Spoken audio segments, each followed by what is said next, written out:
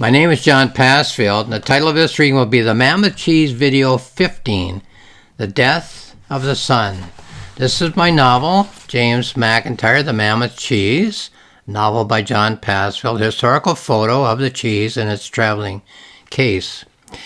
With a contribution of 800 cows, a tiny village of Ingersoll, Ontario, has not only produced the world's largest block of cheese, it's also nurtured the epic poet who can rapturously sing its praises. Now, if only Queen Victoria could be persuaded to take a hearty bite and add her majestic voice to the poet's ecstatic hymns of praise, the mammoth cheese will become the edible jewel in the crown of the globe-girdling British Empire. So in this video, I'm going to read the passages in which the main character, James McIntyre, thinks about the death of his son. Each chapter has 54 image units of thought, but the death of the sun is the topic of only one image unit of thought in each chapter, and only occurs in the last 9 of 16 chapters of thought. So let's go to page 62 for the first one.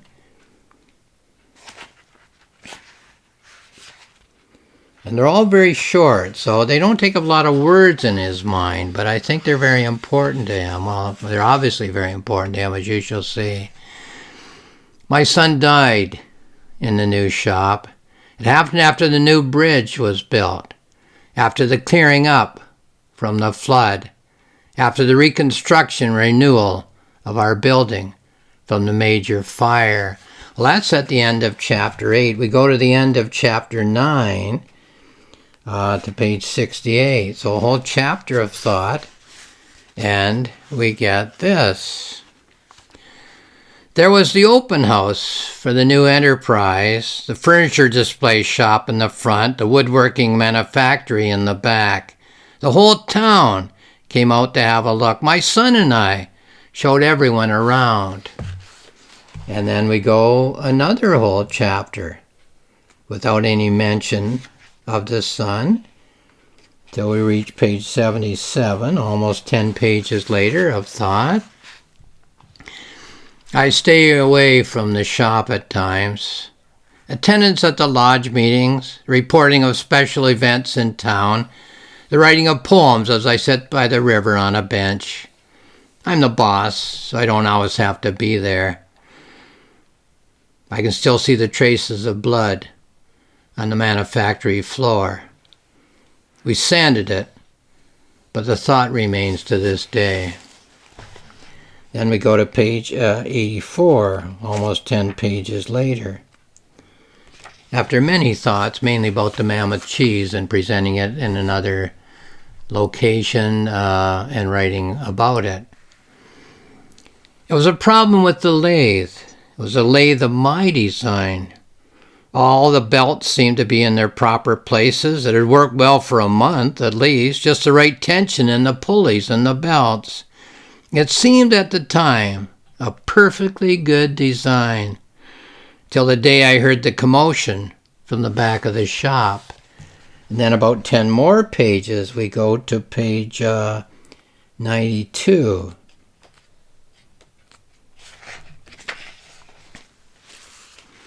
It concerned my only son.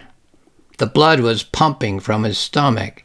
He was lying on the floor and the belt was flapping and the lathe went round and round.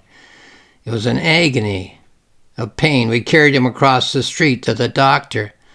The blood is on that floor to this very day. And then about 10 pages more, page 101.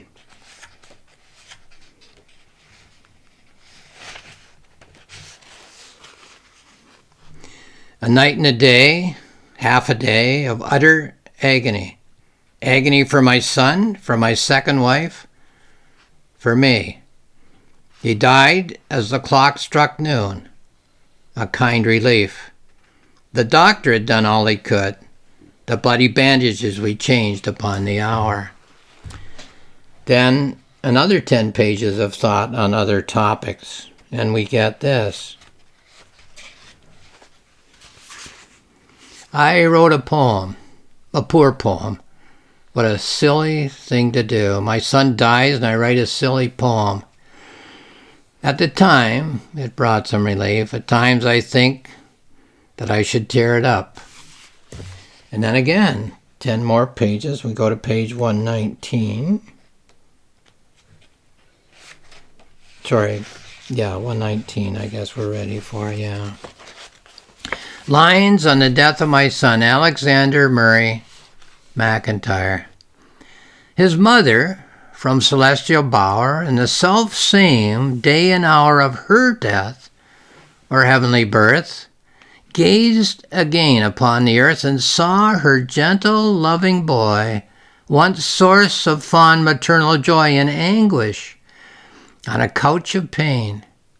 She knew that earthly hopes were vain, and beckoned him to realms above, to share with her the heavenly love.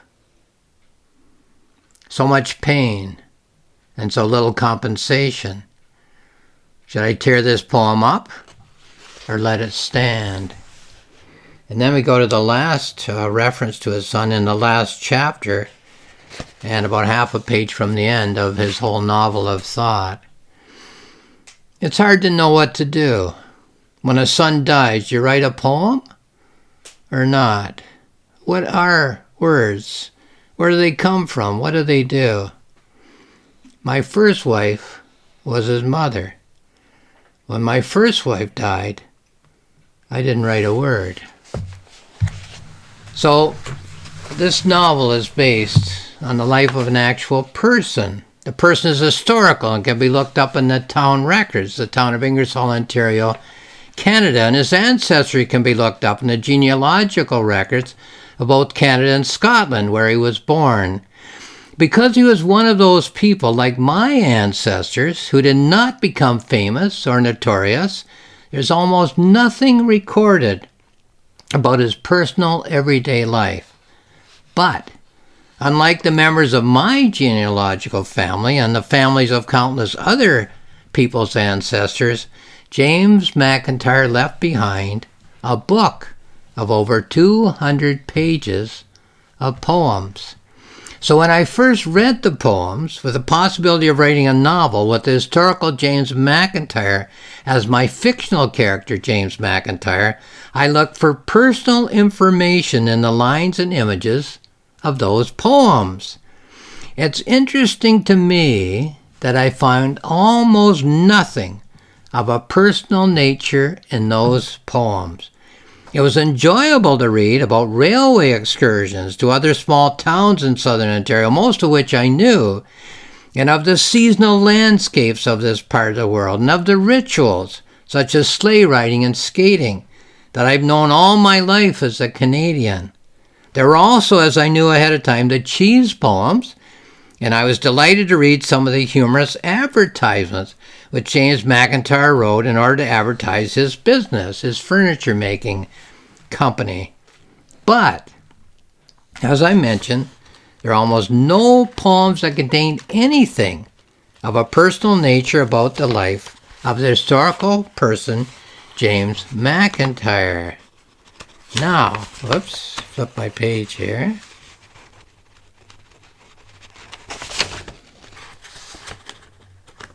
Sorry I'm taking so long at this. Now, the exception. One poem of half a page in length was the death of his son. And out of that brief poem, I built what I call a minor cycle of imagery, or an image arc, and placed the image units of that image arc at strategic positions in the novel, in the image pattern that the mind of James McIntyre is making as he goes about the other concerns of his life. It's a very powerful poem, not a corny cheese poem at all. And in conclusion, I'd like to read it again. So let's go back to page 119. And read that poem. Okay, this is a real person, James McIntyre, writing this. The only personal poem that he collected, perhaps that he wrote, but collected in these 200 pages of poems. Lines on the death of my son, Alexander Murray McIntyre. His mother, from celestial bower, in the self-same day and hour of her death, or heavenly birth, gazed again upon the earth and saw her gentle, loving boy, once source of fond maternal joy and anguish, on a couch of pain. She knew that earthly hopes were vain and beckoned him to realms above to share with her the heavenly love. So that's the poem. His thought, so much pain and so little compensation.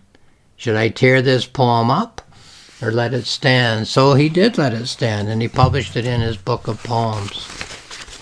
Once again, this is my novel, James McIntyre, The Mammoth Cheese. There's more information on Amazon. There's more information on my publisher's website, roxmillspress.com. And more information at my website, johnpassfield.ca. 2 free books, the planning notebook and the journal, in which I say a lot more about that poem and about James McIntyre, both the historical person and the fictional person. So once again, thank you for watching this video.